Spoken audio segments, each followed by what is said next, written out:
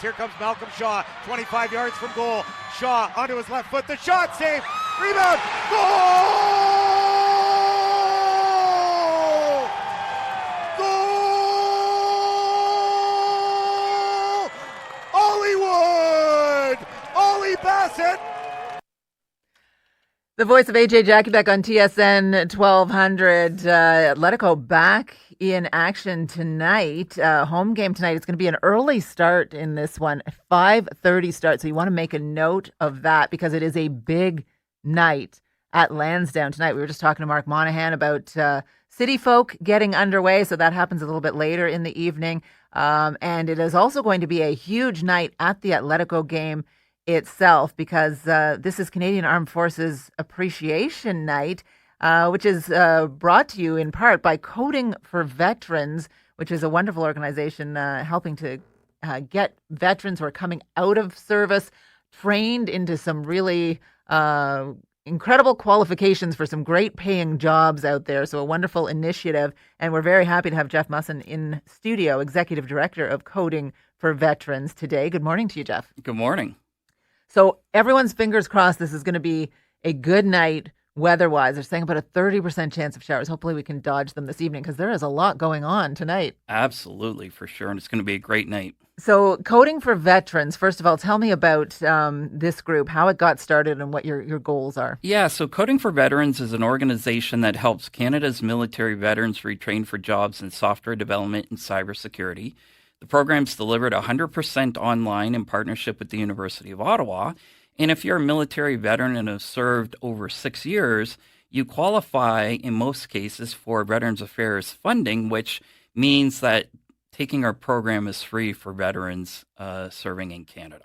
Did this answer a real need? You had people who were transitioning out of service just not quite sure what their direction was at that time, where they should be headed, where that good paying job was that they might in fact be qualified for? Yeah, absolutely. And when you look at traditional occupations that the men and women of our armed forces would typically transition into, police officer, security guard, we actually looked and said, if you look at the soft skills of someone in the military, things like attention to detail, leadership, teamwork, those are the ideal qualities that you want in someone in an IT job. And so in our program, we like to say you go from serving on the battlefield to now serving in cyberspace. So it's a complete mindset. And we assume that individuals have minimal technical knowledge coming in our program. And so we start right at the beginning. And then the best part of our program is that you actually write your industry certification exams at the end. And that allows employers to really have a high degree of comfort at the knowledge that you've attained. So you were saying that you have your 500th student entering the program this fall. Yes. Some good numbers, and so the good numbers continue because there's a real need and there's an excellent placement rate for the people who complete the program in terms of getting a nice paying job at the end of it. Absolutely. And in Canada, it's projected in the next 12 to 18 months, there's going to be 147,000 IT jobs that are going to go unfilled. And consequently, in our program, because of the quality of the training that they receive, and the program is really micro-credentialed, and an individual can complete it in about 8 months. At the end of it, the jobs are waiting for them. And we have over an 80% placement rate in our program, and average salaries are above $80,000 per year. So it's a great way. What better way, we say, to honor the service and sacrifice of the men and women in our military by them providing them with good, stable careers when they leave. What is coding exactly? Just for people like my mom who might be listening out there. So coding really is software development, for lack of a better word. And so, there is such a demand out there for software developers that, it's really taken off in our program. But then when you look at the IT skills of the average person in the military, there's a lot of technology that they interact with. And so consequently, we have an advanced stream, and that's where the cybersecurity comes into play. Nice. Okay. So really a natural fit for a lot of people, I would think, when they're looking. Absolutely. Right. And that's kind of the key thing is that, it's already that defense mindset, wanting to protect. And what we're doing with our program is providing them a pathway in which to have a good civilian occupation. Now, we're touching on it here, but if someone out there is listening, wants a little bit more information on this, if they happen to be at the Atletico game tonight, they can come up and see you or see some others. Absolutely, and so we'll have an information booth with more info and everything on our program, and those that can't make it to the game, codingforveterans.com, fill out the online form for information, and one of our associates would get back to you. Some other things happening too. Canadian Armed Forces Appreciation Night. There'll be some other tables set up, I assume. And then what kind of a tribute will we see to our armed forces this evening? Yeah, so there will be a ceremonial coin toss with veterans that have served in Canada. The Military Family Wives Choir will be singing the national anthem. And throughout the game, there's different activations, really just honoring the sacrifice and dedication of men and women in our military who have served.